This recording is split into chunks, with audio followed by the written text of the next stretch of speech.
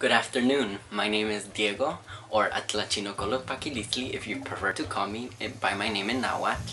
This is a video to talk to you all about a second project that I made using just a hook, yarn, and my creative artistic ability. I've been a crocheter for at least 3 years now, and I've recently become very passionate about a specific technique called Tapestry crochet, in which you are able to reproduce a picture with single crochet just using your string. This is the blanket that I made. I started it about 1 year ago, and this is a picture of one of my friends who dances Mexican folkloric dancing, which is called Ballet Folklorico.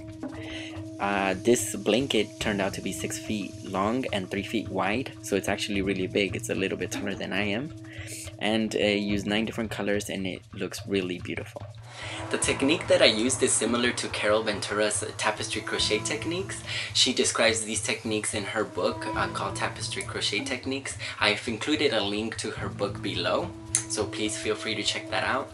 I did modify the techniques a little bit in order to make sure that the colors didn't bleed into each other, which is something that tends to happen when you are switching colors with single crochet. I will be writing a book in which I describe the techniques that I used to create this blanket. I will be including a lot of creative ideas in this book, and I will also be including a pattern to that blanket, so please stay tuned, and I hope you're able to get it once I write it. Thank you so much for watching this video. If you have any questions, please feel free to send me a message. Thank you.